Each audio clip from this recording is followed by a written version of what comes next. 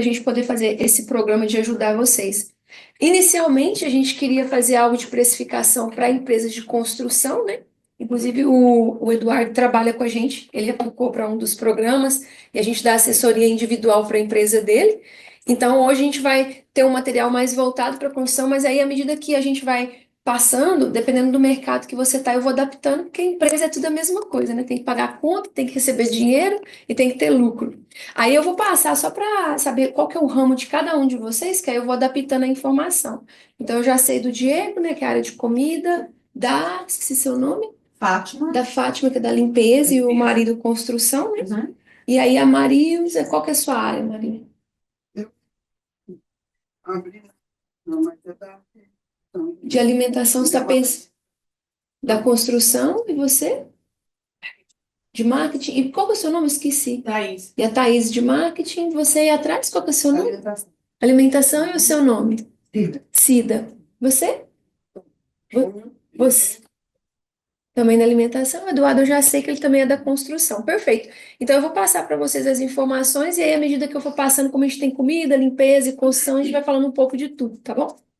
Então, basicamente, eu vou começar só explicando para vocês de onde que vem a informação, para vocês não acharem que eu sou uma pessoa louca, que vocês não podem confiar em mim.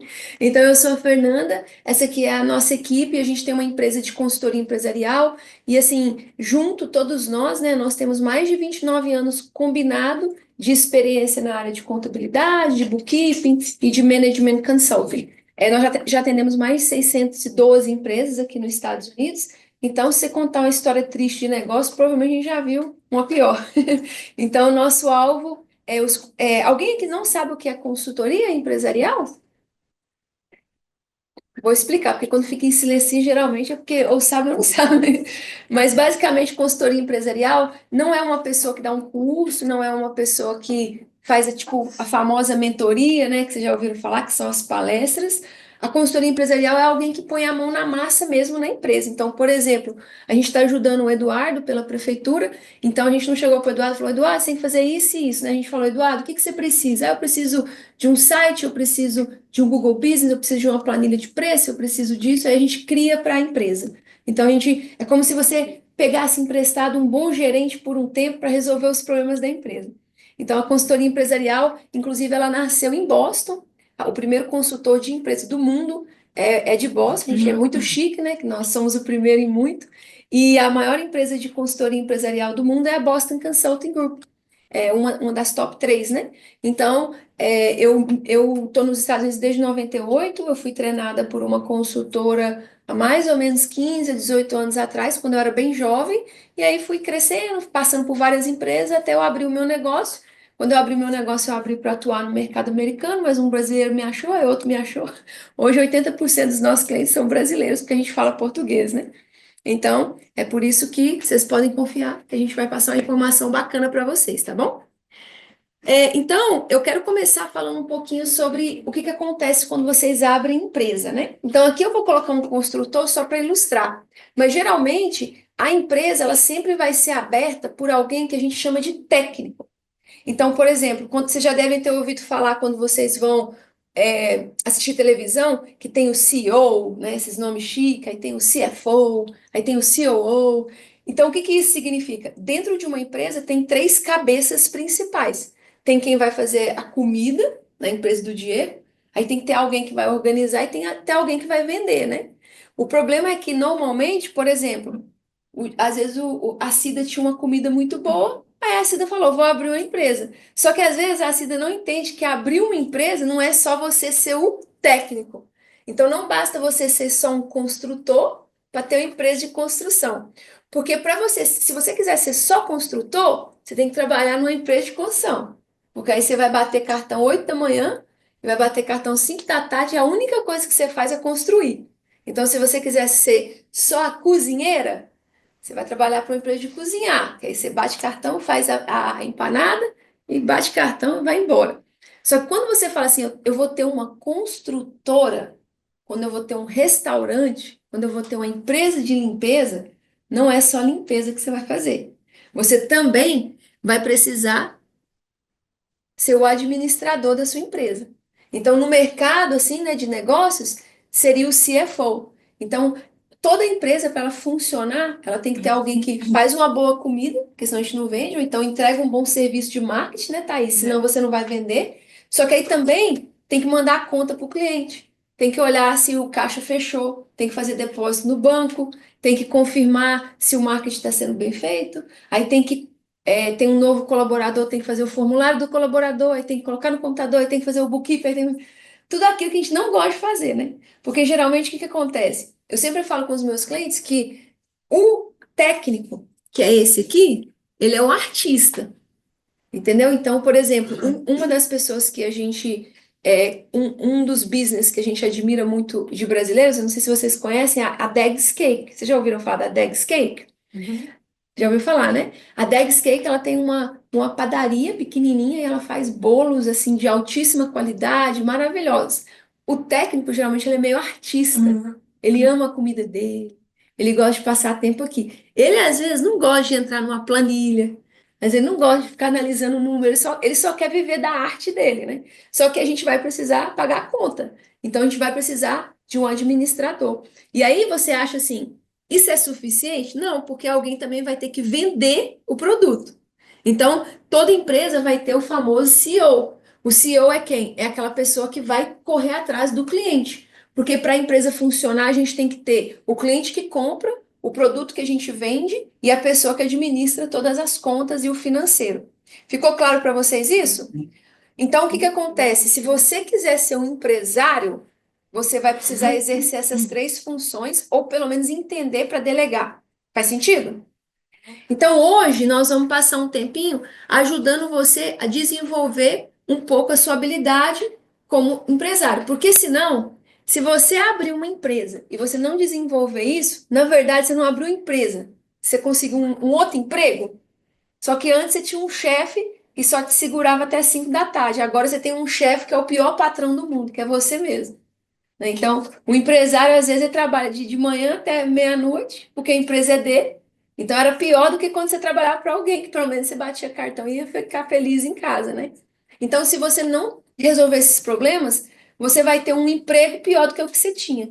Então, para você ter uma empresa que realmente funciona, você precisa aprender a ser um empresário de verdade. E o empresário de verdade, ele vai entender todas essas funções, né? Então, hoje, você vai dar o primeiro passo, né? Para você aprender a ser um administrador de verdade. E aí você vai pegar naquilo que mais dói, que é o dinheiro. Então, assim, hoje nós vamos falar sobre dar preço. Por quê? Porque se você der um preço ruim, é pior ainda. Então já é difícil vender. Aí você foi lá e vendeu. Mas você vendeu um preço ruim, você gastou todo aquele esforço e não entrou dinheiro suficiente, entendeu? Então é isso que a gente vai fazer hoje. Alguma dúvida, pessoal, até aqui? Tá claro para vocês? Vocês querem desistir de empreender já? Posso continuar? Então, antes da gente explicar a vocês como que vocês vão aprender a dar preço, eu preciso falar para vocês que a sua empresa, ela funciona exatamente como um corpo humano, ok?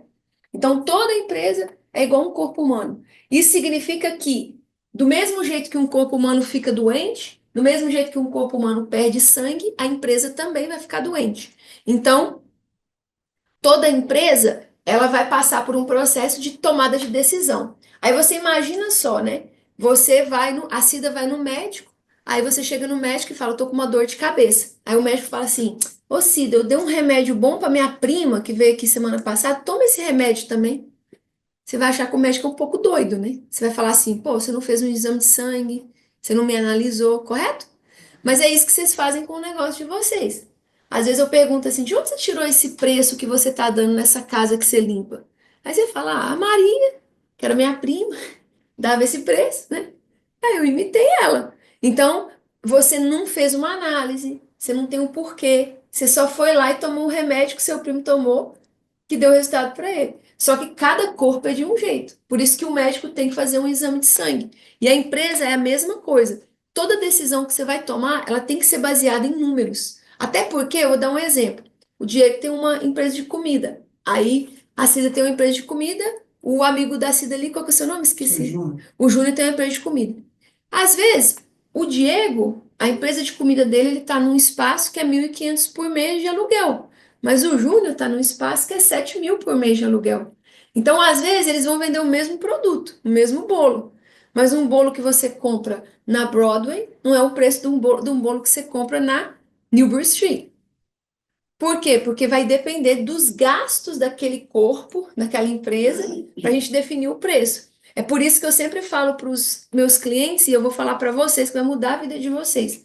Toda decisão que você tomar tem que ser baseada nos seus números. Então, aprender a ler os seus números vai ser muito importante. E aí, hoje, eu quero ajudar vocês a aprender a ler o número mais importante da sua empresa. Por quê? Porque o que você não conseguir medir, você nunca vai melhorar. Então, Fernanda, eu vendo bem, mas no final do mês não sobra dinheiro. Ok, mas se você não descobriu onde é, como é, você nunca vai resolver esse problema. Então a gente vai descobrir como medir. Para a gente aprender a ler os números, eu quero ensinar para vocês o melhor exame de sangue para sua empresa. Então toda empresa ela tem um relatório que você pode pegar com o seu contador, você pode fazer no papel, você pode fazer do jeito que você quiser, mas esse relatório ele vai ser o mais importante para a sua empresa e você precisa aprender a ler ele. Para ilustrar e ficar fácil de entender, eu gosto de usar esse exemplo aqui. Então, a primeira coisa que vocês vão fazer quando sair daqui é encontrar um bom bookkeeper ou aprender a fazer um bom bookkeeping, ou conversar com o seu contador, que talvez você está até pagando para fazer o bookkeeping, e falar: eu preciso todo mês ver o meu profit and loss. E se às vezes você tem uma empresa pequena, para falar bem a verdade, você pode fazer um profit and loss até da sua vida pessoal, não precisa nem ser só da empresa. E o profit and loss ele é muito simples. Toda empresa vai ter o que a gente chama de renda e faturamento. Em inglês, o nome disso é income e revenue. Que basicamente quer dizer o quê? Eu tinha aqui uma água, eu sou uma empresa que vende água, eu sou uma construtora que vende serviço, e eu vendi isso para um cliente, e em troca disso o cliente me deu US$ 10. Entrou esse dinheiro que entrou é essa pizza, né? A gente ama quando ela entra, mas o problema é que tem gente que come a nossa pizza na nossa empresa, né? E tem duas áreas que vão comer muito o nosso dinheiro. A primeira é o que a gente chama de custo variável. Então todo mundo já deve ter ouvido falar, né, de custo variável. O problema é que esse nome custo variável é o pior nome que podia dar. Porque dá uma confusão na nossa cabeça, a gente pensa assim, então tá, o variável que varia, né? Tipo, que sobe e desce. E o fixo é o que fixa. Não, não tem nada a ver com isso. Hoje vocês vão aprender o que é isso. Então, por exemplo, o que que é o custo variável? E aqui nos Estados Unidos, quando você pegar o relatório do seu contador, a gente vai chamar de Cost of Goods Sold. É bem conhecido, às vezes só COGS. Então, isso daqui é o seguinte: todas as vezes que você vende um produto, se você tivesse, por exemplo, uma loja de limonada, você vai precisar de algo que vai dentro do produto. Então, no caso da limonada, seria um limão e um açúcar. Então, por exemplo, eu tenho que produzir a minha limonada para eu vender. Aí, cada limão custa US$ 1 e cada colher de açúcar custa 50 centavos. Então, se eu vou vender uma limonada, eu gastei 1,50, correto? Se eu vender duas, US$ 3. Então, quanto mais limonada eu vender, mais o meu custo vai variar. Então ele chama variável porque é variável de acordo com o tanto que eu vendo, o tanto que eu produzo, entendeu? Então, isso aqui é muito importante, porque entender isso vai te ajudar. Porque o maior problema das empresas hoje é o seguinte: às vezes não está tendo lucro, não está sobrando dinheiro. Aí você pensa, o que que eu tenho que cortar? Aí você não sabe, porque você não entende o que é variável e você não entende o que é fixo. Agora, se eu entendo que esse aqui é o meu custo variável, lá no meu Profit and Loss, e eu entendo que esse é meu fixo, eu posso ter uma meta para os dois. Quanto que eu posso gastar disso aqui? Vamos supor que você tem a sua loja de limonada e você descobriu com pesquisa, você pode ir na internet, quanto que uma empresa de empanada pode gastar com cost of goods sold? Faz essa pesquisa lá no nosso amigo ChatGPT, né? Nossa inteligência artificial amada. Se você não usa, comece a usar. Mas aí você coloca lá, quanto que eu posso gastar numa empresa de limpeza com cost of goods sold? Quanto que eu posso gastar num restaurante com cost of goods sold? Aí vamos supor que eles falam 50%. Aí você vai pegar o seu e falar, nossa, eu tô gastando 60, eu tô com algum problema. Aí você consegue ir lá e ajustar esse gasto, entendeu? Aí todo o resto, então, se não é o limão e o açúcar, vai ser despesa fixa. Então, por exemplo, eu tenho um restaurante, aí eu tenho que comprar o forro da mesa, despesa fixa. Eu tenho que contratar o caixa, despesa fixa. Por que que a gente chama de fixa? Porque uma pessoa sentada vende uma limonada e vende 20 limonadas. Então, o custo dessa pessoa não é totalmente relacionado à produção do produto ou do serviço, entendeu? Então, para ficar bem fácil de vocês entenderem, eu vou falar de cada mercado aqui para ficar bem fácil. Então, por exemplo, do pessoal da área de comida, o seu cost of goods sold vai ser o gasto com a comida, né? Que você tem que comprar a comida para produzir, e as pessoas que trabalham na cozinha. Aí, o seu custo fixo vai ser seu seguro, seu aluguel, seu marketing, o copo, outras coisas relacionadas com a empresa, ok? Na área da limpeza, o seu cost of goods sold vai ser as meninas que limpam e o produto de limpeza. E o resto, gasolina, todo o resto, software, às vezes que você vai usar, todo o resto é fixo, entende? Aí na área de marketing, o seu cost of goods sold vai ser, se você tiver que pagar alguém para produzir o serviço, então vamos supor que você vende um site. Aí para você vender o site, você tem que pagar um outro cara, que ele ajuda você com o site. Isso vai, se você faz, esse seria o seu salário. Então o seu salário sairia de cost of goods sold. Mas vamos supor, você tem que criar um gráfico, aí você precisa pedir uma pessoa que você não sabe aquele gráfico. Aí isso seria um cost of goods sold. Todo o resto, o Canva, o ChatGPT, todas as mensalidades que você paga são fixos, porque são fixos, exatamente. Muito bem, Thaís. E aí o Eduardo, a mesma coisa, Eduardo. Então, o seu limão vão ser o pessoal da área de construção, né?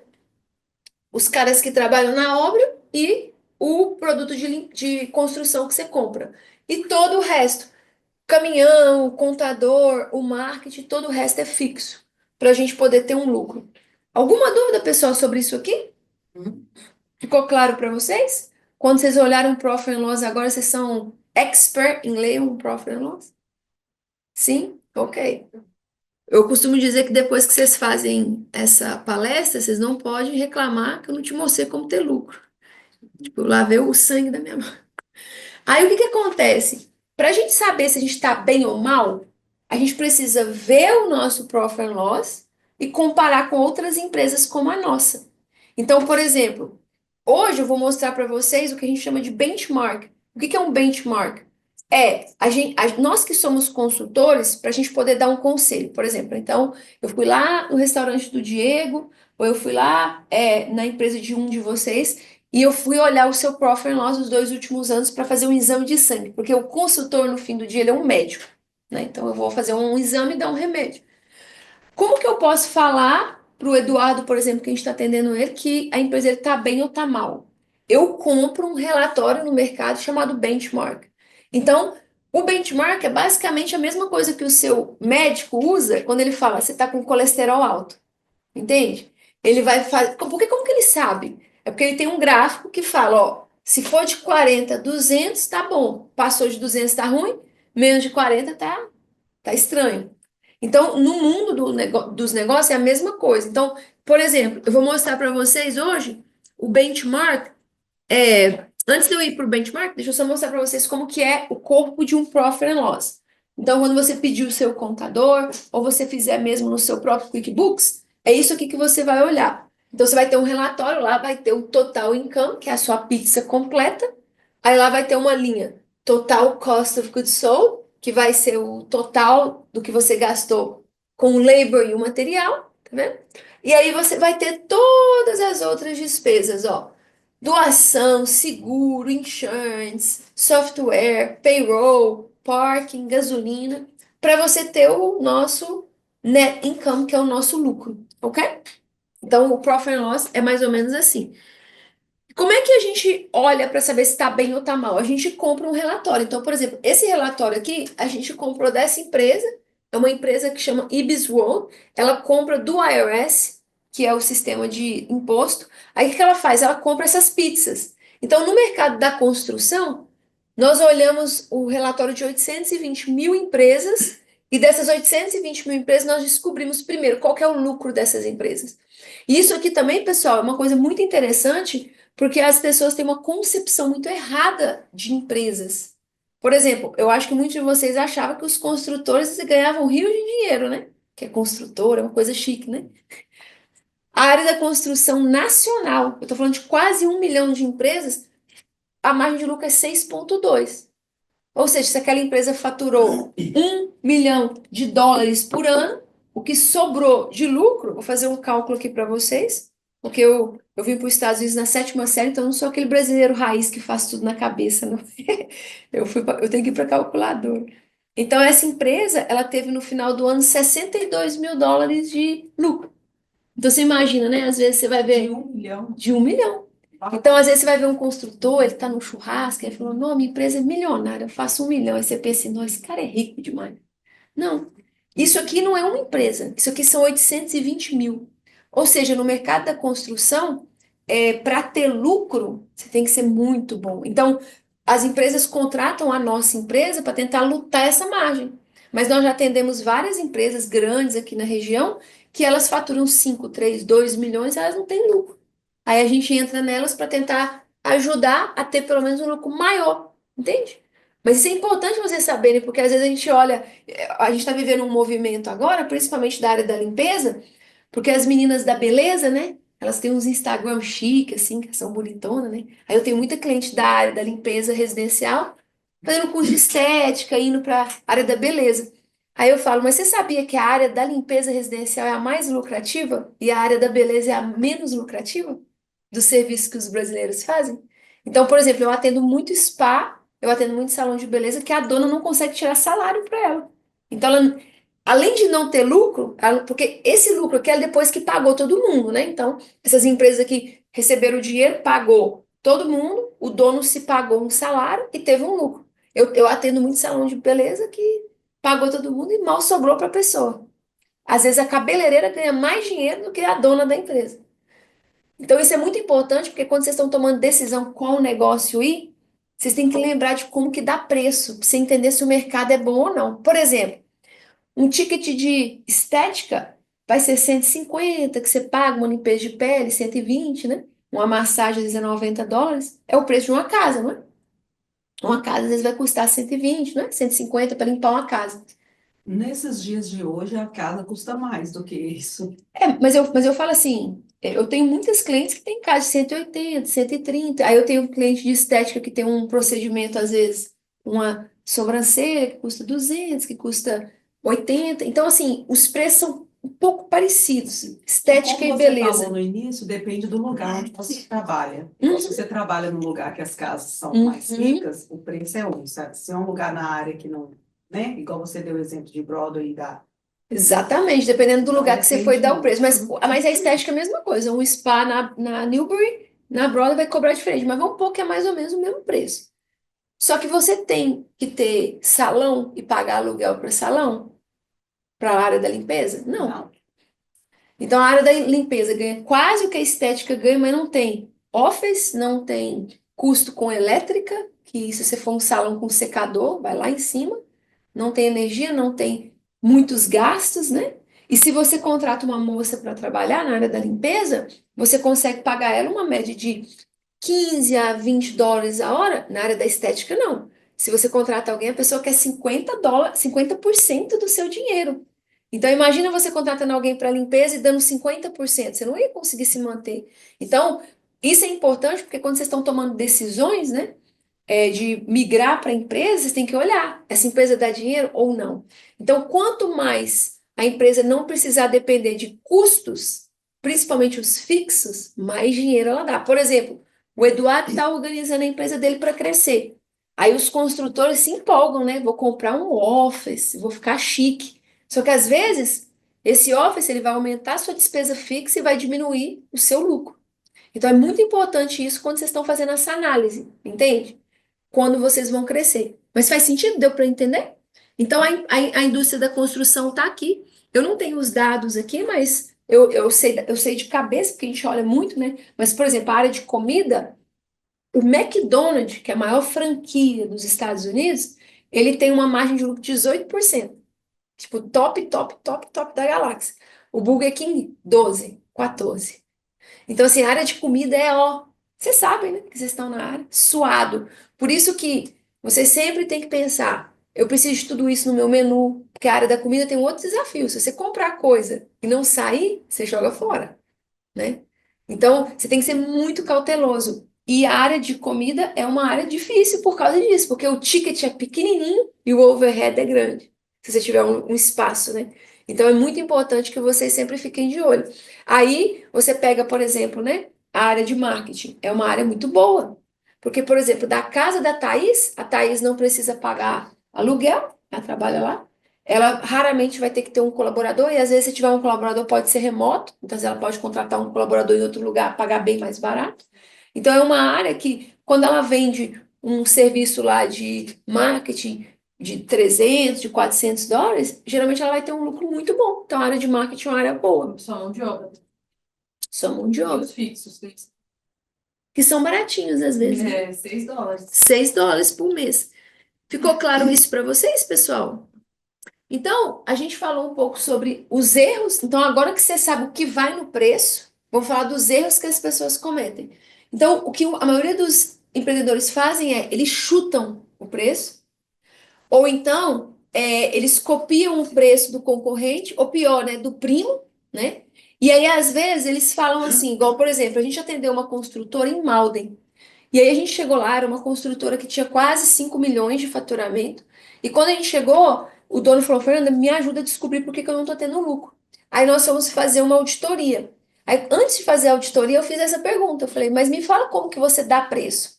Aí ele falou para mim assim, ó, quando eu vou dar preço, eu faço exatamente isso aqui, ó. Eu pego o que eu vou gastar de labor, o que eu vou gastar de material e eu jogo 12%. Aí eu falei pra ele assim, e de onde você tirou 12%?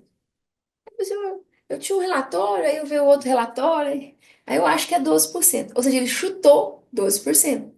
Aí o que que aconteceu? Qual que foi o grande problema? Quando ele começou a dar um preço, ele dava um preço de uma porta, que era US$ 1.000. Se ele errasse um pouquinho, não era o fim do mundo. Só que a empresa dele foi crescendo, ele começou a dar preço em projetos de 300 mil. Então, se ele errasse, era muito. Então, essa empresa, mesmo faturando quase 5 milhões, estava sem lucro, por causa que o dono estava chutando uma margem, entendeu? Então, quando ele chutava a margem, que veio lá de um relatório que ele teve, de um curso que ele fez. Outra coisa, aí você faz um curso de um restaurante que fala, põe 15, que o meu é 15, mas às vezes o seu não é na mesma cidade, então tem que olhar para os seus números, entendeu? Aí o que aconteceu depois de eu fazer uma auditoria, eu descobri que, na verdade, a margem dele, o fixed expense, o overhead dele, porque o fixed expense tem vários nomes: custos operacionais, despesa fixa e overhead. Então, toda vez que você ouvir isso, você vai lembrar. Não é o limão e o açúcar, é as outras coisas, né? E aí a gente descobriu que o dele era 19%. Então, toda vez que ele dava um preço, ele perdia 7%. E vocês acabaram de ver que a construção, a margem de lucro é 6%. Então, o lucro dele estava indo embora na falta de precificação dele. E é isso que a gente está tentando evitar para vocês. Só uma um Pode falar. comentário. Isso que você está falando faz muito sentido, porque quando eu comecei a trabalhar nessa área, e eu passei a pegar clientes novos, geralmente eles já tinham trabalhadores, já tinham house cleaning antes. Uhum. Aí, quando eu ia dar o meu preço, porque eu avaliava o lugar, quantos pontos da casa, eu fazia uma avaliação para mim fazer sentido, aí eles viravam e falavam, não, mas a outra house cleaning cobrava metade do seu preço.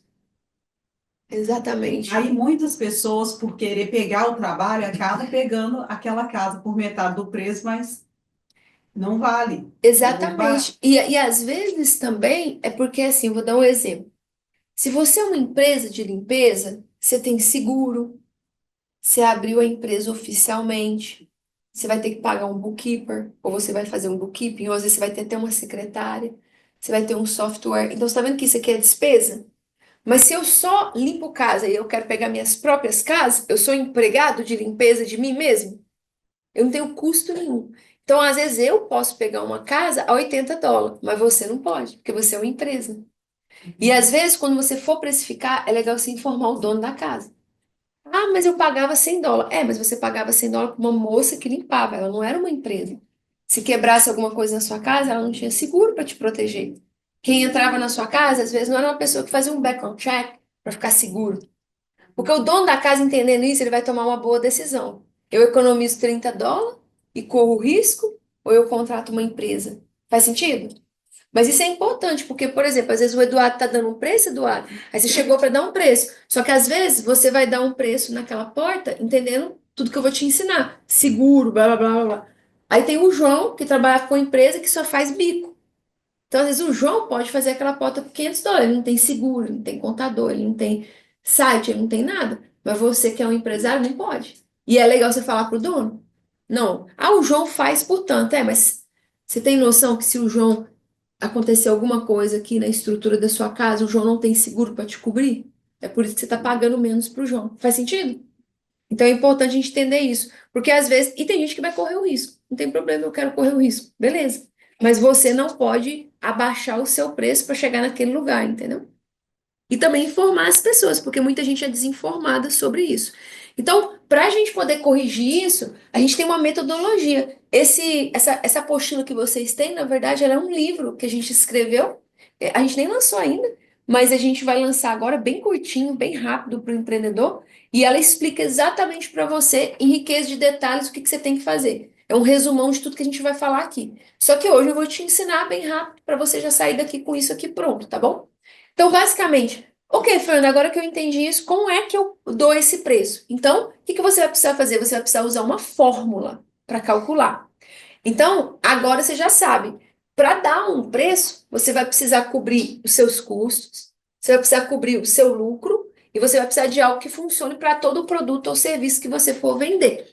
Aí a gente criou algo, só que antes de você ver isso, você tem que aprender a fazer um cálculo muito simples, né? Não precisa ser um gênio da matemática para fazer, que é o quê? Encontrar porcentagens.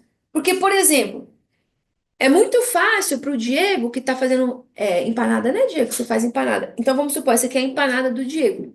Então, às vezes, é muito fácil para o Diego olhar para essa empanada e falar assim, ó, essa empanada aqui, eu comprei um pacote de farinha, e com esse pacote de farinha eu consigo fazer 20 empanadas, então vai a farinha.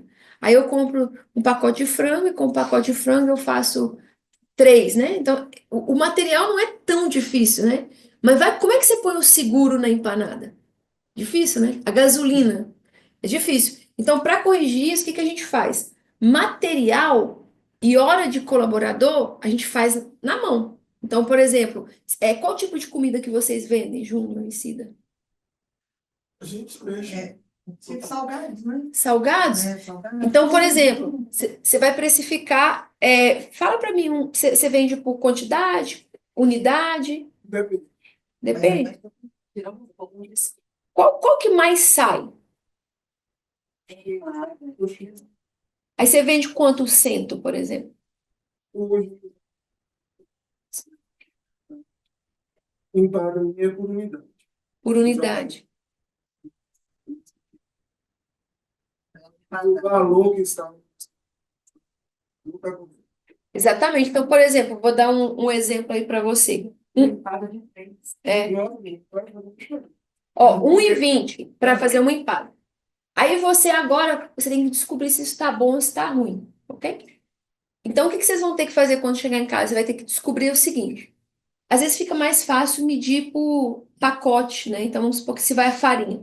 Pega um pacote de farinha. Aí você vai descobrir quantas empadas eu consigo. Separa todos os ingredientes ali. Quantas empadas eu faço com esse. Uhum. Você quer de precificação. Onde você está no Brasil e ela trabalha com ela para questão de bolo. Só que ela foi se envolvendo para mim, que eu falei que eu posso usar com salgado. Perfeito. Aí você joga todos, né, vamos supor, o ingrediente que você usa para fazer a massa da empada por exemplo. Uhum. Aí depois você vai usar manteiga, quanto você compra a caixa, quanto que vale cada um. Muito bom. No final ela vai te dar o preço, até da sobra, que Isso. sujou, vai estar ali no final. Então, ela te ajudou com o cost of goods sold, o material, correto? Então, uma empada de 1,20, vamos supor que a gente descobriu que deu 70 centavos de material. Só que a gente tem que pôr o labor. Quanto tempo eu gasto? E aí, para o labor, o que que é uma coisa? O labor é uma área que às vezes vocês ficam muito confuso. Porque, por exemplo, você tem a sua empresa de limpeza. Aí você pensa, ok, o material é um Home Depot, comprei um mop, né? Comprei o material que eu descobri na planilha. Mas o labor você tem que calcular baseado nisso aqui. Se você fechasse a sua empresa hoje, quanto que vale a sua hora? Então vamos supor, vocês fecharam a empresa. Aí você vai trabalhar para uma empresa, você vai ganhar quanto? Vamos supor que seja US$ 20 a hora, né? Ou então, se você tivesse que contratar alguém para fazer essa empada, vamos supor que é US$ 15 a hora. Aí se você gastou 20 minutos para fazer aquela empada, você tem que pegar US$ 15 a hora e tirar, né? O que seria aquilo, né? Então, US$ 15 a hora, se você dividir, vamos supor que a gente vai dividir aí por 4, né? Para dar os 20 centavos. 3,75. Então, agora, você tem o labor, você tem o material que veio da sua planilha, só que você só pagou a conta. Você não teve lucro. Para ter lucro, você tem que acrescentar algo. Faz sentido? E aí você tem que pôr sua despesa fixa também. Você não pôs sua despesa fixa ainda. E a despesa fixa, para calcular ela, ela vai ter que ser uma porcentagem. Porque ela não vai ser tão fácil igual o labor. É US$ 15 a hora, demorou uma hora, US$ 15 a hora. Na construção, você contratou um menino a US$ 20 a hora, Eduardo. Se eu vou fazer essa porta aqui, eu vou gastar 2 horas, muito simples, né? A porta custa 150, o menino ele vai gastar 2 horas, dá US$ 40. Eu peguei o labor e o material. Só que para eu colocar o overhead é uma porcentagem. E para descobrir a porcentagem, você tem que aprender a fazer cálculo de porcentagem, que é o que eu vou ensinar para vocês agora. Que é mais ou menos assim.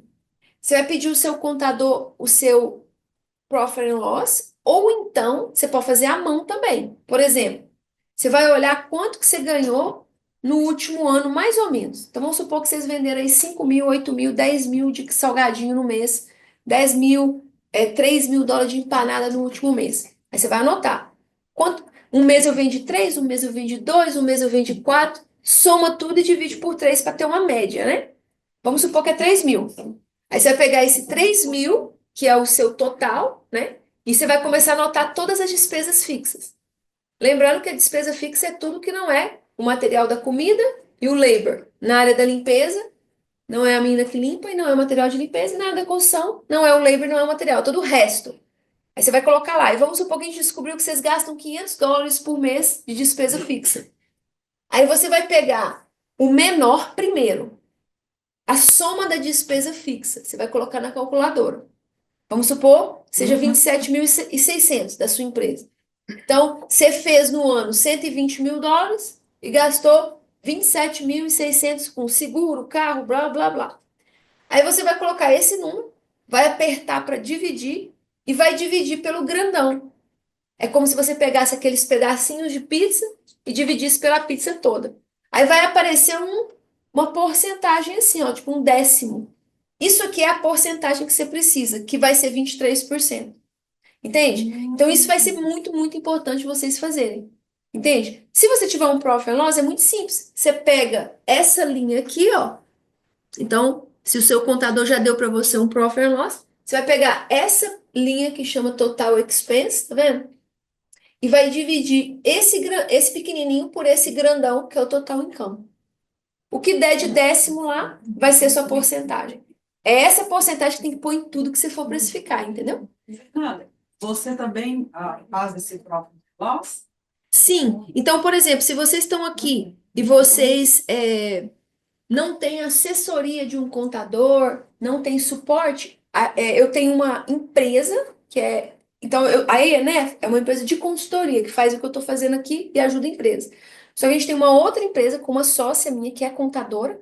Nós não fazemos impostos, mas nós fazemos o bookkeeping. Então, a gente abre para você um QuickBooks, a gente faz todo o seu processo e dá para você um exame de sangue todo mês. E aí a gente ainda faz um relatório. Ó, a sua empresa não está aqui, ó, esse aqui é seu overhead para você ir melhorando a empresa. Então, se vocês precisarem de ajuda, depois eu posso dar meu cartão, a gente pode ajudar vocês. No caso, seria tipo uma consultoria que você está dando? Não, na verdade, para você fazer os seus impostos aqui nos Estados Unidos, para vocês entenderem, isso aqui é muito importante também, pessoal, porque assim, se a sua empresa é um corpo, e para saber se ele está bem, depende do exame de sangue, o que que é o exame de sangue? O exame de sangue é o bookkeeping. E o bookkeeping é o quê? Toda transação que entra e sai da sua empresa, a gente tem que categorizar ela e saber o que que ela é. Ela é cost of goods sold? Ela é despesa fixa? Ela é lucro? O que que é essa despesa? Então, quando você contrata um contador para fazer o seu imposto, tem escritórios de contabilidade que na hora que você vai fazer o imposto, bem rapidinho, eles fazem o bookkeeping. Aí você paga um FII para eles, entendeu? O problema é que se você esperar um ano inteiro para saber se a empresa está ruim ou está boa, se ela está ruim, você nem sabia, você não consegue arrumar. Então, a maior dificuldade que eu enfrento quando eu vou fazer consultoria com uma empresa, porque eu sou médico. Se eu chegar para te consultar e o laboratório não me dá um exame, como é que eu vou te consultar? Então, foi por isso que eu tive que abrir uma empresa com a minha sócia, porque quando eu precisava de um exame de sangue, aí eu tentava ligar para o seu contador. Só que quem aqui nunca conseguiu falar com o contador, que eles são muito busy, né? Porque não é o contador que faz o bookkeeping, é uma moça do contador que ele contrata. O contador ele manda para o governo. Então, às vezes, você não precisa fazer o bookkeeping com o contador, você pode chegar lá com tudo prontinho para ele. Então, esse processo de bookkeeping, você pode aprender a fazer, dependendo do tamanho da sua empresa, não é difícil. E aí, se você quiser aprender a fazer, a gente ensina empresas a fazer internamente, tipo, você aprende, aí já é bacana que você economiza um custo, né? Inclusive, a prefeitura paga a gente para ensinar empresas a fazer. Então, tem algumas empresas que a gente ensina a fazer. Então, ano que vem, quando o Somerville abrir o programa, quem sabe você não pode aplicar, a gente ensina você ou alguém da sua empresa a fazer. Você pode pedir o contador para fazer, só que aí você corre aquele risco de não ver todo mês. Ou você pode contratar uma empresa separada e já fazer com essa empresa. Então, é para isso que serve o bookkeeping. No caso, se a gente fazer pela prefeitura, quando ela abrir essas vagas, seria free, e se eu contratar, aí é privado. Uhum. Para esclarecer. Exatamente. Mas, bem resumidamente, independente de como você for fazer, nem que você faça no papel, vocês têm que fazer isso. É igual a família, né? A gente tem as contas, então, por exemplo, você que ainda não abriu a sua empresa, você tem que fazer o seu profit and loss, sua vida pessoal, para saber, né? O dinheiro que entrou, eu gastei, sobrou, porque você tem que tomar cuidado, porque senão o dinheiro também vai embora, né? Então, bem resumidamente, é isso que acontece. Mas, toda vez que o Diego for dar um preço de empanada, se é 15%, tem que pôr lá. Tem que colocar esse 15%, porque senão o que vai acontecer? Você vende por US$ 5. Aí depois você pagar o material, depois você pagar o labor, não sobra nada. Porque é só o suficiente. E isso acontece demais. Muito, muito mesmo. Porque é difícil calcular. E muita gente não tem esse entendimento. Fernanda, só mais uma pergunta. Aham. E faz diferença, tipo assim, igual nesses casos aí, as pessoas que trabalham por hora. E quando você tem um preço que você paga fixo, e não é calculado baseado pela hora? Mas aí, se você tem um preço fixo, por exemplo, você está falando do labor, É do lei, por exemplo, você paga funcionário o valor do dia, não o valor de por hora. isso é uma ótima pergunta. Vamos fazer um cálculo, né? Então, vamos supor que você deu um preço de uma casa de US$ 200 e você quer saber se tá bom, ok? Aí a primeira coisa que você precisa saber é qual que é o seu overhead, que tem a ver com tudo que não é a funcionária. Aí vamos supor que você descobriu que o seu overhead é 15%. Aí você vai colocar vezes ponto 15. US$ 30 já morreu aí para pagar a despesa. Entende? Então você tinha 200, aí agora você perdeu 30 que foi para o seu overhead, ok? E vamos supor que você está querendo ter 15% de lucro, que a base de lucro da área da limpeza é 15. Não foi, eu quero ter 20. Põe o lucro que você quiser. Então você tinha 200 e você está querendo ter um lucro de 20, 40. Ou seja, você tinha 200, você tirou 30 para o overhead e você está querendo guardar 40 para o seu lucro, ok? Sobrou 130. Ok? Aí você colocou duas meninas para limpar essa casa, aí às vezes você paga ela o dia, correto? Quanto que você paga o dia, geralmente, uma moça para limpar a casa? 150. 150, mas geralmente elas vão limpar em duas, né? Quanto que você paga a outra? As duas, 150. 150 as duas. Quantas casas no dia que elas limpam? Entre 4 a 5. 4 a 5. Então, ó, eu paguei 150 mais 150 e eu vou fazer uma média de 5, 4 casas. Vamos pôr 4,5? Quer dizer 4, quer dizer. Então, isso significa o seguinte: 150 vezes 2, 300, né? Dividido por 4,5. US$ 66 é quanto você gasta para pagar o labor de cada casa, em média. Aí a gente volta para o nosso exemplo. Então, a gente tinha 200, aí a gente tirou 30 para o overhead, a gente tirou 40 porque a gente está querendo do nosso lucro, correto? E a gente vai ter que tirar 66 para pagar a nossa colaboradora e às vezes uns US$ 5, que é o produto de limpeza. Aí o que acontece? Sobrou $59. Então você teve lucro e ainda teve mais lucro. $200 tá bom, entendeu? Só que você percebeu que eu tirei 20% de lucro e ainda sobrou? Às vezes você também não quer ter muito lucro, porque senão você dá um preço na casa, a pessoa não fecha com você, porque tá fora do mercado. Isso é um cuidado que você tem que tomar, entende? Porque, por exemplo, você quer pôr preço bom no seu salgado pra você ter lucro. Mas vamos supor que a área da comida, igual eu falei, o maior lucro que a gente vê é McDonald's, 18%. Aí você que tá querendo um lucro de 50%. Aí você dá o preço e você não vende. Então é equilibrar, entendeu? Então aqui você conseguiu lucro e ainda sobrou, que foi maravilhoso. Mas aí você podia falar assim, então talvez se eu tirar $59 do preço, eu ainda tenho um bom lucro. Eu consigo negociar com esse cliente. Eu sempre gosto muito de ter, às vezes, uma base um pouco maior e ter uma margem de negociação. Então, por exemplo, você vai dar um preço, Eduardo, aí você chega lá e fala, ó, coloquei toda a minha matemática e eu vou fazer essa porta aqui. Se eu cobrar até 700, eu tenho um lucro de 15%, né? De 5%, o lucro que eu quero. Mas eu vou pôr mais 5, vou pôr 750, porque se a pessoa fechar, me dá um alívio, né? Mas se Sim, ela, sim, se ela pedir um desconto, é o que acontece. se ela pedir um desconto, eu tenho $50, Thaís, para poder negociar com ela. O problema é que é assim, vocês não fazem o cálculo. Aí Não já tem tá uma situação baixo. dessa. Aí a pessoa pede um desconto, aí não paga nem o material, nem o labor e nem nada. Ela foi limpar uma casa de 5 quartos, tipo, um preço super barato. Ela ia cobrar só $180 da Uhum. casa. Aí eu falei assim, não coloca 180, coloca $250 que ele vai pedir para baixar, que era português, né? Uhum. Aí ela foi e falou 250, ele foi e pediu ela para fazer por 200. Tá vendo? Isso é legal. Eu fiz um curso de negociação na Harvard, bem legal. Tem até ele online, caso vocês queiram fazer. Ele é um curso gratuito da Harvard. Chama Negotiation Skills.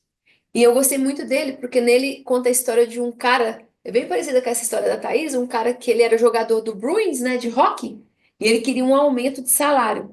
Então, eu não vou me lembrar os números, mas vamos supor que ele ganhava 80 mil por ano.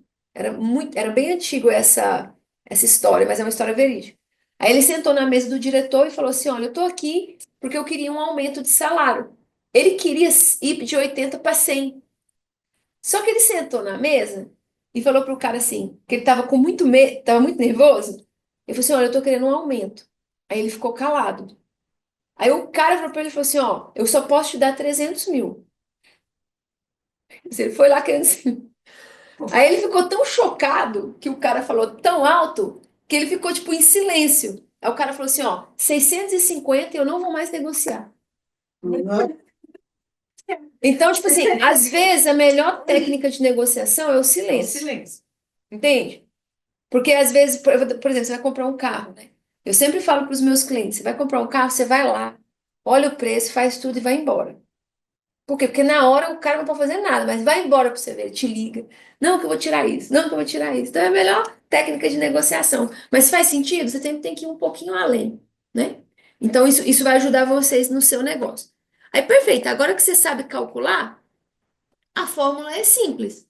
Você coloca a mão de obra, o material, a despesa fixa. Se você quiser, você pode pôr até um imposto, porque uma parte desse dinheiro vai para o governo.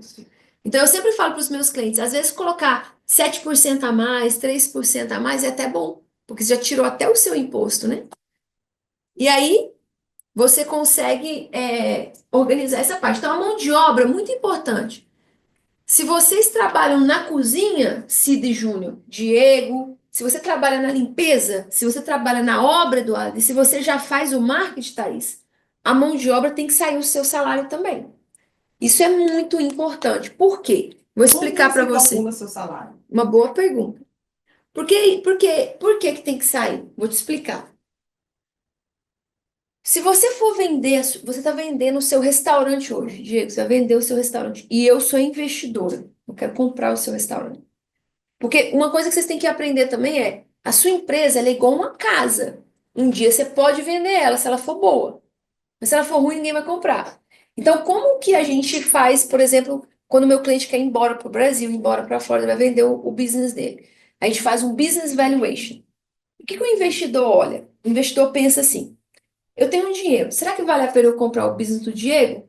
Aí eu penso assim, Diego, qual que é o seu lucro? Aí às vezes o Diego fala assim, não, meu lucro é 20%. Aí eu falo, beleza. Você tira salário para você, Diego? Não. Eu falo, então não é 20%. Porque se eu tiver que contratar um outro Diego, porque eu não quero trabalhar na cozinha, o lucro vai diminuir, entendeu?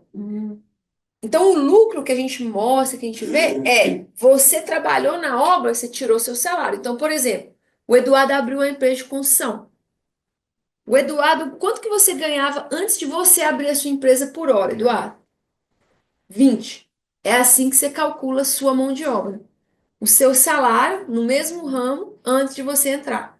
Então, por exemplo, você fazia essa porta aqui e ganhava US$ 20 a hora, não é, Eduardo?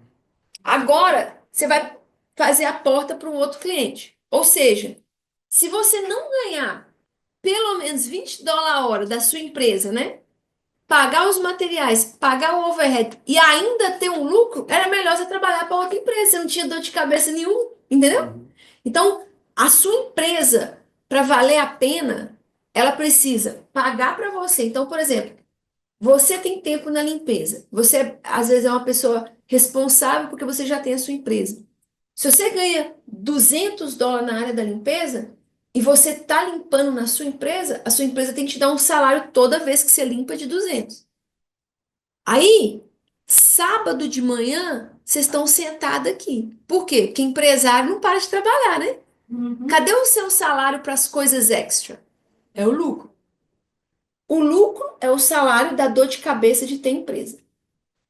Então, por exemplo, se eu tenho a minha empresa e a minha empresa não me paga pelo menos o que eu ganhava antes, eu preciso fechar a minha empresa e voltar a trabalhar. Porque eu hoje tenho que atender telefone de tarde, eu tenho que vir estudar no fim de semana porque eu tenho que virar administrador, né? Eu tenho que atender perrengue. Antes não, antes você trabalhava numa empresa de limpeza, batia cartão 8 horas, 5 horas você batia cartão, você dormia tranquilo, não é verdade? Então, o salário da dor de cabeça é o lucro. O salário pela minha função, é um salário igual eu ganhava. Então é assim que você faz o cálculo de salário. O lugar que a sua empresa tem que ir é um lugar onde, eventualmente, entra a sua pizza, você tira um dinheiro para você, de preferência no W2, porque no W2 você está pagando todas as taxas para você se aposentar nos Estados Unidos. Isso tem sido um grande problema para a comunidade brasileira, porque os brasileiros chegaram aqui nos Estados Unidos nos anos de 80, né? Qual foi o ano que vocês vieram aqui para a gente entender? Qual que é o mais velho aqui, né? Na América? 2006. 2006, Gê? 2018. 2018? 2001. 2001? Você? Eu 2012. 2012, Marinho? Você? Na frente? Não, ano passado. Ano passado? Aham. Nossa, recém-chegada. Welcome. 2004, Eduardo? 2017? Então, assim, 22 anos, né? Então, você chegou em 2003, você falou? 6. 6. 2004. Então, acho que a Cida é mais velha que 2001, né? É. Então, os meus pais, o meu padrasto chegou em 82. Meu pai chegou em 86. Eu cheguei em 98. Então, eu sou a mais velha de América aqui. E o que que acontece? Quem chegou antigamente, a gente pegou um outro Estados Unidos que talvez a Cida lembre, talvez você lembre aí atrás, que era assim: a gente ia trabalhar para uma empresa e todo mundo entrava no W2, porque a gente tinha um apartamento em algum lugar que era tipo a imigração, né? Que a gente fazia um green card e um social. Aí a gente pegava esse documento e ia trabalhar para uma empresa no W2. Não é verdade? O que que aconteceu? Não existiam empreendedores brasileiros. Os empreendedores eram os italianos, os gregos, né? Eram outras comunidades. Aí o que que aconteceu? Quando o brasileiro, mais ou menos nos anos 2000, 2005, se tornou empresário, nós fizemos algo que foi muito prejudicial. Nós começamos a tentar dar um jeitinho na forma de pagar. Então, o que que começou a acontecer? Antigamente, você não recebia o seu salário integral. Você pegava, se você ganhava US$ 700, já ia para o estado de Massachusetts, para o governo federal, e já ia pagando taxas que iam ser boas para você, porque quando você se aposentasse, né, ia ser boa para o estado também. Só que quando nós começamos a empreender, não foi só a nossa comunidade, mas em Massachusetts, a nossa comunidade fez isso muito. E eu sei porque eu atendo muitos clientes que têm empresas de troca de cheque. Então, o brasileiro criou meio que um lugar onde ele troca um cheque e paga as pessoas por fora do W2. Aí, quando a gente recebia cash de uma casa e a gente pagava uma pessoa cash, né? ruim, mas pelo menos não passou pela conta. A gente não tinha tanto problema fiscal, né? É errado. Mas aí quando a gente começou a ter transferência bancária de Zelle, de Venmo, Não ficou fácil para sonegar mais. não dava mais para sonegar, que sonegar nunca é bom, né? A gente não recomenda isso, é um crime. Mas o que que começou a acontecer? Nós tentamos colocar um band-aid no problema, ao invés de voltar para o W2, porque assim, é muito difícil você falar com a sua moça da limpeza assim, olha, em vez de ganhar 700 agora, eu vou ter que te pagar 540 porque o resto vai para o governo. Ninguém aceita. Quem chegou nos últimos 10 anos, isso é outro mundo para a pessoa. A pessoa fala, como assim você vai pegar o meu cheque? Mas a gente que chegou antes dos anos 2000, nos anos 2000, até 2005, isso era normal. Então, os meus pais, por exemplo, vão se aposentar agora com uma ótima aposentadoria, porque eles sempre trabalharam no W2. Mas eu acredito que a comunidade também começou a fazer isso porque fecharam as portas para você pegar um social, né? Mais ou menos, mais ou menos. Porque, na Quando eu verdade, cheguei, já não tinha essa possibilidade de ir lá e pegar um social para trabalhar. mas Então, quando nós chegamos, a gente não tinha social. A gente usava um número só para pagar o imposto. E pode number, né? Não era IT number, era um Era número, falso. É nada mesmo. era um número criativo. porque eu já ouvi falar Aham. eu sou aí, que você poderia pegar o seu passaporte lá no Social Security e falar, olha, eu cheguei aqui, eu quero trabalhar. E eles te davam um social. Não, mas isso era só na década de 80 mesmo. Quando eu vim, que foi em 98, já não tinha essa opção. Só que você ia trabalhar para a empresa falava assim, só me dá um número. Aí você colocava o seu nome e dava um número. Até o número de telefone as pessoas às vezes colocavam para isso. E resumidamente, nessa época só se falava inglês. E quem falava inglês não traduzia para ninguém de graça. Exatamente. Muitas coisas eu não fiz, eu não sabia falar, nem sabia o que o povo estava falando, nem tinha telefone que prestava para ter um tradutor. Né, Quando eu cheguei, tinha que ligar no orelhão. a gente usava cartões, né, para ligar. Mas assim, resumidamente, o que começou a acontecer?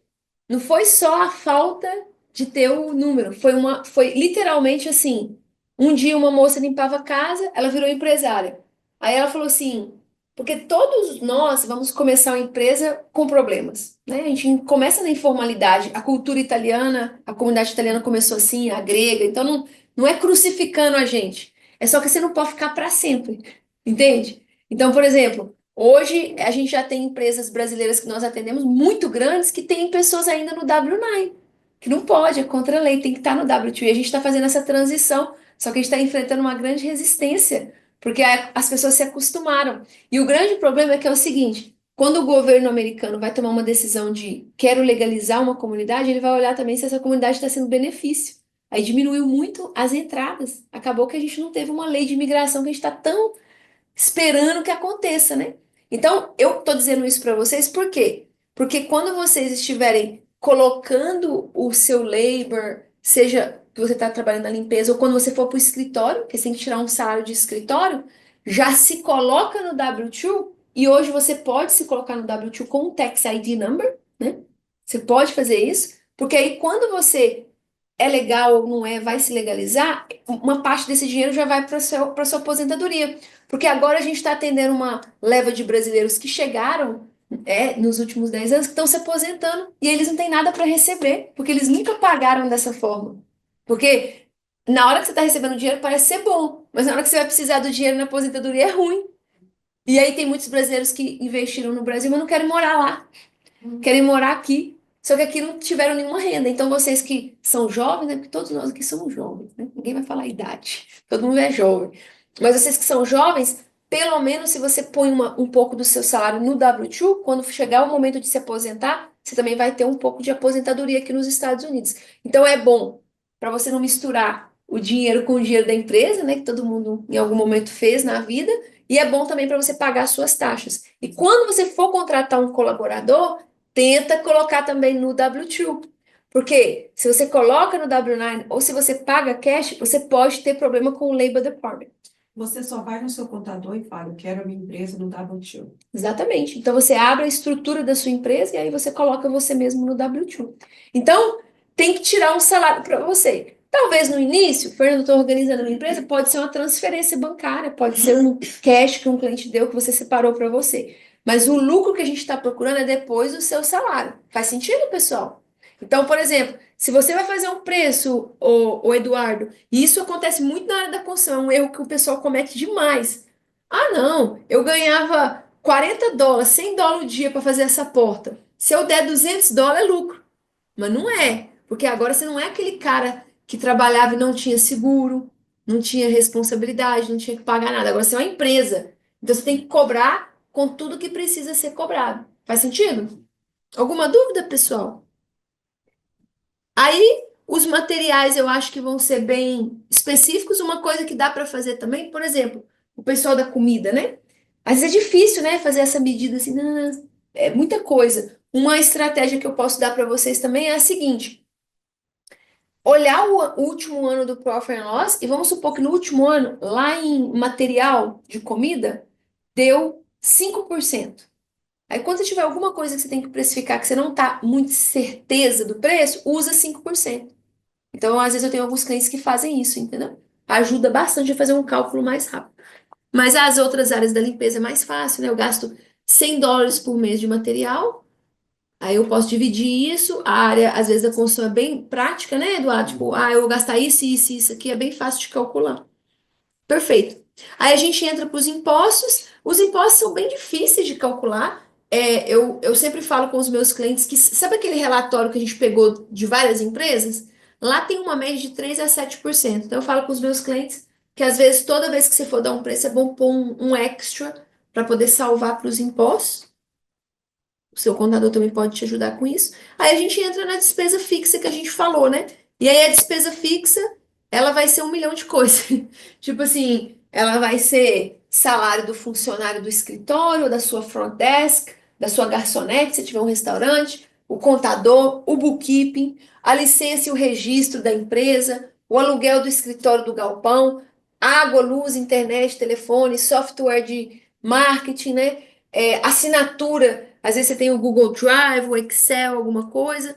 Aí você também pode ter computador, publicidade, você vai fazer o Google, criação de site, combustível de carro, seguro da empresa, taxa bancária, uniforme, business card, Easy Pass, né? Que a gente tem que ter aqui em Boston, estacionamento, agente de marca, o salário da Thaís, né, Thaís? Tem que pagar a Thaís, gente. Às vezes é alguma coisa que você vai fazer de AI, e quem vai pagar essa conta é aquela porcentagem que você vai colocar. Nós chamamos ela de markup do overhead, que é aquela porcentagem que você tem que descobrir. Ficou claro, pessoal, como que a gente descobre essa porcentagem? Ficou claro? Alguma dúvida? Fale agora ou cale-se para sempre. Se você puder dar mais uma reforçada. Tá, não, a gente vai finalizar e aí a gente vai fazer alguns exemplos aqui para ficar mais prático, tá? Então, ó, até agora, tudo que eu mostrei do preço é só para pagar a conta. É agora que chega o momento do lucro. Então, o lucro, você tem que adicionar aquilo que você quer. Fernanda, como que eu defino o meu lucro? De três formas. Primeiro, você tem que ser ético, né? Você não vai furar o olho de ninguém, porque nós somos brasileiros. Brasileiro se ajuda, não fura o olho de ninguém, tá bom, gente? Posso ouvir um amém? Então você vai ser ético, tipo, por exemplo, né? Eu tenho uma empresa de consultoria, e aí, quando eu vou definir um preço, eu sempre penso, porque eu escolhi trabalhar com empresas com menos de 5 milhões de faturamento, porque eu gosto de interagir diretamente com o dono da empresa. Eu não gosto de trabalhar para uma empresa muito grande. Eu trabalhava no mercado corporativo e eu não gostava, por isso que eu saí. Então, eu escolho ter um preço que caiba no bolso do meu cliente. Então, ele não é nem muito alto, ele não é nem muito baixo, me dá um lucro suficiente. Então, a ética entra também no cálculo. Preço de mercado. Não adianta, por exemplo, se você pode chegar e dar 250 de preço de limpeza, mas se a média do mercado é 150, 180, você vai perder todos os clientes que você der o preço, entendeu?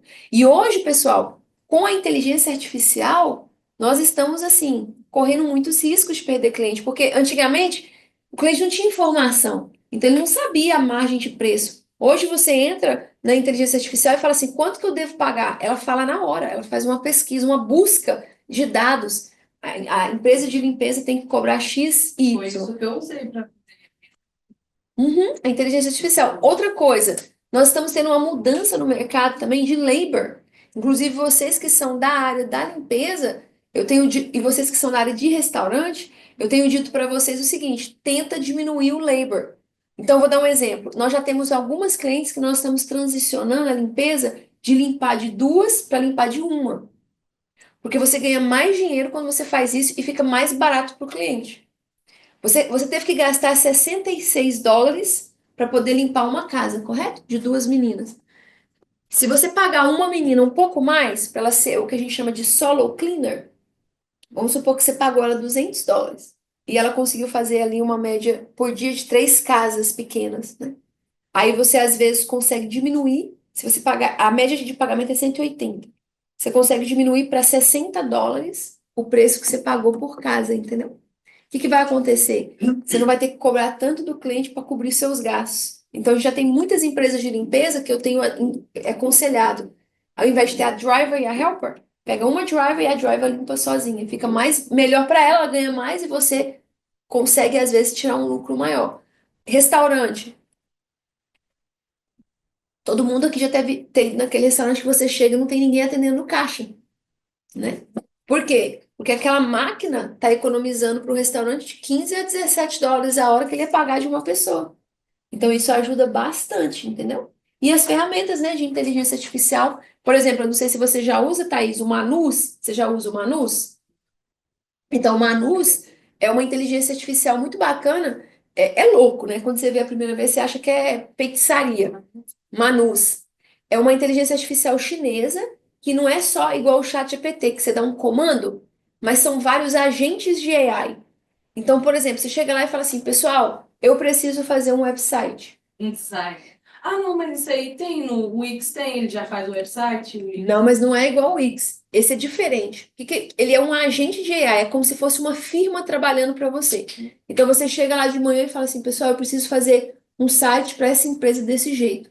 Aí ele começa a jogar os agentes. Aí um começa a fazer o copy, o outro começa a fazer o design, o outro começa a fazer a busca da meta tag. Ou seja, você às vezes economiza de ter 20 pessoas trabalhando para você e eles trabalham dia e noite. Então, às vezes, demora 5 dias para fazer, eles ficam lá. Você entra na internet. Ontem mesmo eu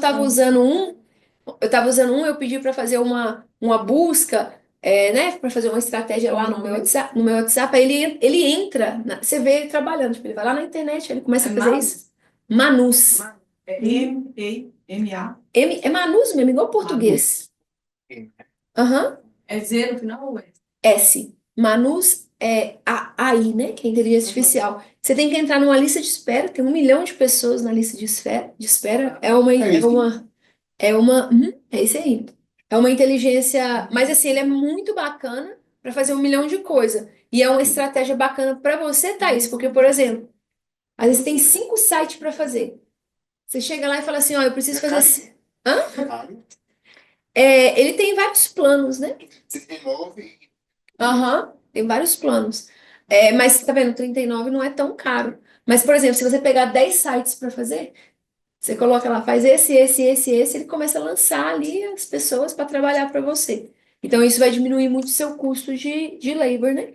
E eu acho que você também, Eduardo, na sua área, a gente já tem coisas para tentar diminuir. Tem um específico que ele tá custando, eu acho que ele vai baixar o preço, mas eu acho que agora é US$ 3.000, mas ele é um robô que você coloca na obra. Então, vamos supor, vocês vão crescendo, né? Vai chegar uma hora que vocês não conseguem ir na obra. Então, você deixa ele na obra, os meninos estão trabalhando, ele faz um 360 na sala e você consegue zoom para ver se os meninos fizeram os detalhes da construção. Então, tipo, é literalmente um project manager online. E isso ajuda demais, porque um project manager, quando você... Primeiro que é difícil, né, Eduardo? Achar um cara que fala inglês, que sabe de obra. Então, às vezes, você está em casa ou numa outra obra, você consegue puxar a imagem e já ligar pro cara e falar assim, ó, você esqueceu de cortar isso aqui certo, você esqueceu de colocar isso aqui tá mal feito, o cliente vai ver. Então ajuda bastante. Então, à medida que você vai crescendo, ao invés de contratar uma pessoa, às vezes é melhor você ter uma inteligência para poder te auxiliar. Mas essas coisas estão vindo por quê, pessoal? Porque quanto mais informado o cliente fica, mais exigente ele fica. Então, por exemplo, você sempre tem que estar de olho em máquinas, né? Vocês que fazem salgado, eu acho que vocês devem ter já as máquinas que cortam, mas quanto mais rápido for a produção, melhor. Lógico que você sempre tem que colocar aquele toque. Eu recomendo que vocês pesquisem sobre a DEGS, mas uma coisa que a DEGS conseguiu fazer, porque a DEGS é uma artista. Ela falou, não vou negociar em qualidade, só que o preço dela é lá em cima, porque ela investiu em ter o melhor produto e as pessoas pagam por isso. Então vamos supor, Fernanda, eu não gosto, é a minha empanada, ela é perfeita, ela é linda, e eu não vou pôr nenhuma máquina nela, não tem problema, tem gente que paga por isso. Só que o seu preço não pode ser igual da outra padaria que usa a máquina, entendeu, Diego? Você tem que equilibrar isso, porque senão você acaba perdendo. Esse é o seu diferencial. Então, o seu lucro ele vai vir da ética, do preço do mercado e do seu diferencial. Então, por exemplo, eu comecei na limpeza e eu tenho 20 anos. Eu, às vezes, posso cobrar um pouco mais de uma pessoa que tem 1 ano. Entende? A Thaís tem 20 anos de marketing, ela pode cobrar mais do que outra pessoa. Então, por exemplo, lá na nossa empresa, a gente tem várias estruturas de hora. Então, a gente tem uma consultora mais júnior, que é a Érica, que a hora dela é tanto. E tem a minha hora, que eu já tenho mais de 15 anos de experiência, que é mais alta. Então, isso também faz diferença, o seu diferencial. A qualidade dos seus produtos, por exemplo. A Degs, ela só usa um tipo de chocolate que é muito chique, muito, que eu não entendo de chocolate, é muito de um lugar legal. Então ela pode cobrar um preço maior. Então tudo isso faz diferença. Eu também acho que é bem legal você entender quem você é no mercado. Eu sempre falo isso com os meus clientes. Por exemplo, quando você vai fazer tudo da sua empresa, você tem que saber quem eu sou. Você pode ser. Tudo que eu vou falar não existe o melhor ou o pior. É simplesmente definir quem você é. Você vai ser o Walmart do mercado, que você vai fazer um produto bom e barato, né? Tipo, que sai rápido. Mas aí, por exemplo, você não vai ter que ficar. Você não vai ter aquele cliente que é muito pique, que tem que ficar a curvinha da empada, entendeu? É aquele basicão, mas que sai e roda, entende? É a famosa Pastelândia lá do Brasil, né? Tipo, é rápido, é bom, mas é barato, né? Mas aí você também pode ser, eu gosto de usar esse tipo de loja porque dá pra gente ver bem. A Banana República, a Gap e a Old Navy é a mesma empresa. Vocês sabiam disso? Então a Banana República, a Gap e a Old Navy é a mesma empresa. Só que ela quis pegar todos os mercados. Então ela fez a Old Navy, que é uma roupa legal, mas com um pano mais barato, que é um ticket barato. Aí ela fez a Gap, que é o custo-benefício. Talvez você é custo-benefício. O que que você vai fazer? Um ótimo trabalho, mas não vai ser luxuoso, né? Então, por exemplo, se você tem uma empresa de limpeza, você vai fazer um bom trabalho, né? Você às vezes é uniformizada, mas às vezes você não fica ali jogando cheirinho e fazendo carinho na toalha, entendeu? Só que aí você tem a Banana República. A Banana República já é uma coisa mais luxuosa. Então, por exemplo, às vezes você vai falar, eu vou me diferenciar para poder ter um ticket um pouco mais alto e vai ser de luxo. Só que aí você tem que entender o tipo de cliente também. Porque o cliente, eu não sei se você alguém que já trabalhou com o mercado de luxo? Gente rica, rica, rica? Eles são um pouco chatinhos, né, gente? Não conta pra eles. Não. É porque, assim, quanto mais dinheiro a pessoa tem, mais informação ela tem, mais exigente ela é. Então, porque às vezes eu tenho um cliente que fala assim, não, meu produto é luxo, eu sou luxo. Eu falo, ok, mas cuidado, porque o luxo também quer dizer que a pessoa vai ser muito exigente, né? Então, eu gosto muito, às vezes, de, quando você não tem muita direção, fica no meio. Eu não vou ser o mais barato, não vou perder demais, mas eu também vou ser aqui. Só que aí você também tem que ter deixar esse gosto bom na boca, né? Tipo, é a famosa target, né? Você entra na Target, é quase o mesmo preço do Walmart, mas é um pouco mais organizada, um pouco mais bonitinha. Então, isso é mais ou menos aonde muitas empresas brasileiras estão, e é um ótimo mercado. Eu, por exemplo, antes de abrir a minha empresa, eu trabalhei vendendo contratos na área médica e dentária em Framingham, que seria tipo o meio, né? Não é nem a cidade mais rica, nem a cidade mais é, menor poder aquisitivo. E aí depois eu vim vender em Davis Square, que seria tipo a área de luxo de Boston, de Somerville, né? Alguém que conhece Davis Square? Uma área gostosa, né? De morar ali. Aí eu fui vender em Davis Square. Então, o Davis Square é o maior score de Somerville. Nossa, que canseira. Em Framingham eu vendi um contrato de 40, 20, 15 mil dólares, assim, a pessoa era classe média, falava, Fernando, você financia? Financio, fechei. E em Somerville, a pessoa tinha que fazer uma coisa de 600 dólares, era uma choradeira. E a pessoa tinha muito mais poder aquisitivo que o outro. Então isso é importante a gente saber também, que às vezes esse mercado médio é um mercado bom também. Faz sentido? E o melhor cliente era o brasileiro, porque vai vai ser bom assim de negociar igual o brasileiro, porque o brasileiro ele é muito, se ele precisa fazer, ele faz, era muito bacana. Perfeito, agora vamos pôr em prática tudo isso, para a gente poder revisar, tá bom? Então vamos lá. Nós vamos dar um preço, vamos começar aqui pela área da construção.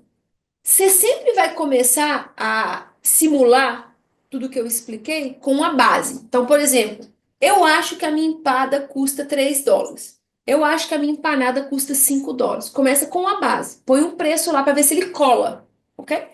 Eu acho que esse trabalho vai custar R$ 15.000. Eu coloquei o reais aqui pra gente matar a saudade. Hein? Eu tenho uma nota de real ali, se vocês tiverem com saudade. Tá com saudade, mas não tá querendo o real, né, gente? Agora a gente vai ver se esse 15 mil vai dar lucro, ok? Então, para saber se ele vai dar lucro, eu preciso agora calcular. Então, vamos supor que o meu material vai custar 7.000, a minha mão de obra vai custar 4.000, e eu descobri aquela minha taxinha de 15% do meu overhead, e eu tô querendo ter 15% de lucro nesse trabalho. Vamos ver se vai dar 15%. Aí, depois que eu fiz tudo isso, né, eu vou somar. Então, o meu material e a minha mão de obra deu 11.000. Aí agora eu vou calcular o meu markup. Então, se eu sei que 15% é o que vai sair para aquelas contas que eu tenho que pagar, né? Aí eu vou pegar o 15.000, que é o preço lá grandão, e eu vou multiplicar por 0,15. Aí vai me dar 2.250. Ou seja, 11.000 é o labor e o material, 2.250 é o que eu vou gastar de overhead. Então, 13.250 já morreu para pagar a conta, ok? Lembrando que, às vezes, eu já coloquei o meu salário do mercado lá no labor, para tirar o meu salário, né? Ótimo.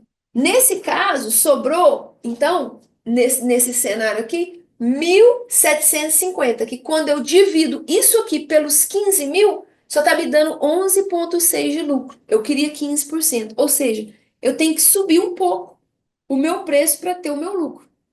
Então, quanto que eu deveria subir aqui para ter o meu lucro, né? Aí aqui a gente tem um outro cálculo.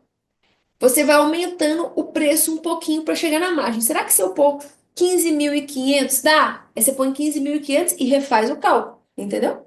Eu tenho uma calculadora também, que eu acho que talvez vai até auxiliar vocês com a outra que você tem, que faz esse cálculo para vocês.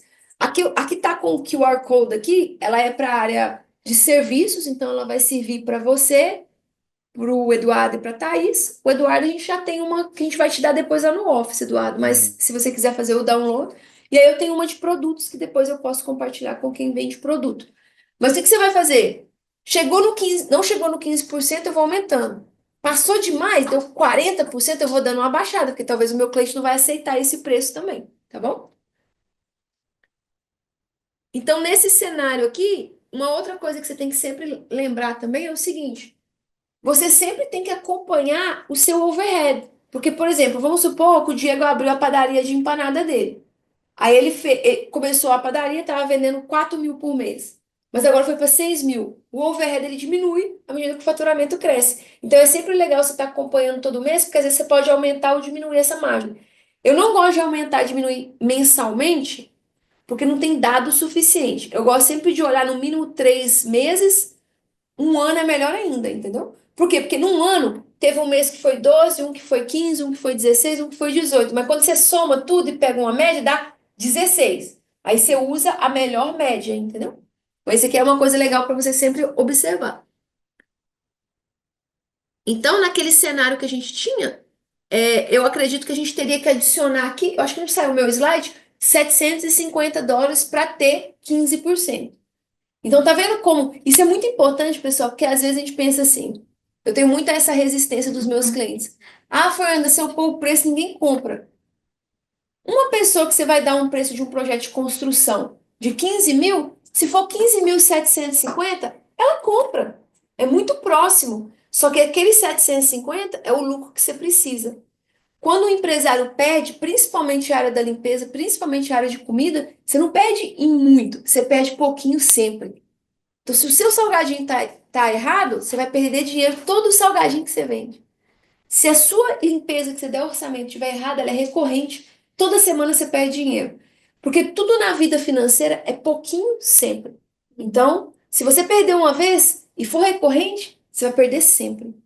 Uma coisa também que eu acho bem interessante, que tem alguns que eu acho que é coisa também da mente. Às vezes a pessoa põe na mente que se eu aumentar, ele não vai aceitar, mas ele nem sabe. Exatamente. Porque se você tiver argumento também, igual você vai falar, o seu trabalho é diferenciado, você tem uma companhia aberta, você paga seguro, né? Você faz um trabalho de tal jeito. Então Aham. você tem argumentos para falar o seu preço. Exatamente, isso mesmo. Então eu acredito que vale a pena a gente sempre tentar. Eu sempre falo com os meus clientes, por exemplo, um problema que a gente tem sempre na área da limpeza é o tal de aumentar as casas. Então, e é engraçado, pessoal, porque, por exemplo, você chegou em qual ano mesmo? 2006. 2006, você ainda é um pouquinho mais velha, mas quem chegou a partir de 2010, 2015, tem uma mente aberta para tudo. Então, eu tenho um cliente hoje que chegou nos últimos 6 anos e já tem uma empresa de US$ 1 milhão de limpeza residencial, ganhando lucro e estando feliz. Mas a minha cliente que chegou lá no 2000, lá em 1995, ela me liga e fala: não, se eu aumentar a casa, todo mundo cancela. Aí eu falo para ela: mas a minha cliente que chegou não tem essa informação que você tem? Já aumentou, já cresceu, já passou você. Então a gente precisa entender que tem muita coisa que está dentro da cabeça mesmo. A gente tem, eu sempre falo, tenta para você ter um não. Ah, ninguém vai pagar isso. Tenta. Não pagou? Aí, ok. Mas sempre tem esses dados. Então, aqui a gente tem uma, principalmente para a área de serviço, se vocês quiserem escanear. E aí a gente, depois eu vou dar o meu cartão para vocês. Vocês me mandam uma mensagem, eu mando uma só de comida para vocês, tá bom? Pessoal, foi bom? Ajudou vocês de alguma forma? Alguma dúvida final? Pode falar. Meu nome é Adriana, eu sou costureira. Falei com a alfaiataria por 9 anos, Uhum. americana. E o contrato era, se eu costuro bem e não converso com ninguém, para ninguém saber que eu sou imigrante, eu trabalhava bem. Uhum. Hoje atualmente não estou trabalhando, Uhum. estou buscando por essa informação, até para ajudar outras pessoas que eu sei que também está precisando. E hoje eu vejo que com o inglês eu posso ter o meu negócio, e é um trabalho que tem muito valor. Eu Uhum. já tinha valor, porém hoje estou trabalhando e eu posso ter mais valor. Com certeza. E uma das coisas que mais assim, completou o meu raciocínio de agora é que minha profissão, às vezes eu trabalhando para outro, eu ganho muito mais do que eu abrir um negócio. Porque eu tinha negócio no Brasil, não sei como é ter um negócio, e como fala, diante de lei, porque ainda não estou com o meu documento seguro, eu tenho uma corte de imigração só. Tipo assim, eu vou inventar uma coisa que às vezes não está totalmente ao meu alcance, porém, futuramente, se eu quero ter um negócio para colocar alguém, aí sim vai ser favorável. Uhum. Mas com a minha profissão e o inglês hoje, é mais viável, é mais lucro para mim trabalhar com alguém.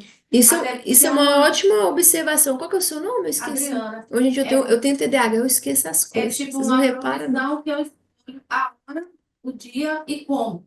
Se eu trabalho na empresa ou se eu trabalho em casa. Então, se eu trabalho em casa, eu faço 2 negócios juntos. O meu trabalho da empresa e o meu trabalho na empresa. Isso. Então você não estava aqui, que eu acho que você chegou um pouco depois, mas a gente começou falando disso. Então, por exemplo, Fernanda, eu não tenho inglês, eu não consigo fazer esse monte de coisa, muita coisa para mim, mas eu tenho vontade de abrir um negócio. Isso é uma ótima oportunidade para você, às vezes, ter uma sociedade, porque eu vou explicar para você. Quando você não chegou, eu estava explicando que uma empresa vai se fazer de 3 pessoas: o costureiro, que faz o serviço, o administrador, que vai fazer essas coisas que eu expliquei aqui hoje, de chatura, de planilha, e a pessoa que vai vender, que vai buscar o cliente. Então, às vezes, você só é a costureira e você não precisa ser tudo. Inclusive, pessoal, quando você entende isso, você pode abrir vários negócios, né? Então, por exemplo, Fernando, eu tenho US$ 20 mil na minha casa, US$ 40 mil, US$ 60 mil. O que que eu faço? Às vezes você tem um amigo que é costureiro, que é um ótimo costureiro, chega para ele e fala assim, ó, eu vou fazer, mas olha, uma dica para vocês não entrarem em problema. Porque se tem um negócio que a gente atende que dá problema é a sociedade. Mas por que que a sociedade dá problema? Porque são dois amigos que são costureiros, dois amigos construtor. Aí eles viram pro outro e falam assim: vamos abrir um negócio? Vão. 50-50? Outro problema também. O 50-50 é um problema. Porque 50-50 ninguém manda em nada. Se der problema, ninguém resolve. Aí o que que acontece? Tem duas pessoas que fazem só a parte técnica que abrem uma empresa. Aí, no meio do caminho, um às vezes tem mais aptidão e acaba assumindo a parte administrativa. Só que ele não tá ganhando por isso. Porque os dois estão ganhando igual. E um outro que tá vendo que não tá vendendo faz isso. Aí você começa, então eu atendo muitas famílias, né? Os dois irmãos. Vão abrir uma empresa. Aí chega lá, um irmão trabalha 70 horas, o outro irmão trabalha 30 horas, os dois ganham a mesma coisa. Por quê? Porque não foi uma sociedade bem feita. Então, uma boa sociedade, para você entender, ela tem que funcionar assim. Quanto que você ganha de hora por costura? US$ 30 a hora? Ok. Aí você vai achar um parceiro administrador. Se você é a pessoa mentora, você vai falar, eu quero 51% no mínimo de lucro. Por quê? Porque se acontecer alguma coisa, você consegue tirar o seu sócio. Você tem domínio da empresa. Né? Vocês, por exemplo, que são de restaurante, às vezes vocês vão fazer uma parceria de uma cafeteria. Talvez você tenha empanada e você tem um amigo que tem taco, vocês vão dividir um lugar, entendeu? Você tem que dominar os 51%, porque aí você tem um pouco de domínio. E você vai colocar no contrato: nós vamos dividir o lucro depois que todo mundo recebe seu salário. Então, se você trabalhou 40 horas de costura, você vai tirar o seu salário. Se o seu amigo trabalhou 20 horas de administrador, ele tem um salário de US$ 20 a hora que seja. E quem é o vendedor tem um salário. O que sobrou, aí divide o lucro. Aí ninguém tem problema.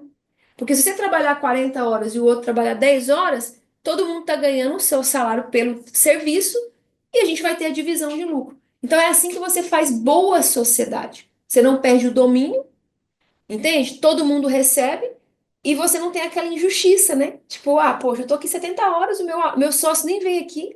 E como é que o meu sócio vai pegar 50%? Faz sentido? Aí eu não quis trabalhar mais no Brasil, vim pra cá por isso. Depois de 20 anos, minha irmã aparece aqui e fala: vamos abrir um negócio aqui. Não, Deus me livre. Já vim correndo de você, por isso. Por causa desse tipo Ela de sempre coisa. pegava dinheiro. Eu falava: não, mereço 2 salários. Gente, não sei, você não tá vendo? Exatamente, tá vendo? Então, a sociedade ela não é ruim. O problema é quando você faz mal feito. Então, agora vocês já são treinados para vocês nunca mais caírem em problema de sociedade, né? Mais alguma dúvida, pessoal? O arquivo não tá abrindo, tá pedindo acesso. Você Tá tem que liberar ele para outras Ah, pessoas. deixa eu abrir ele para vocês. Eu vou abrir aqui, peraí.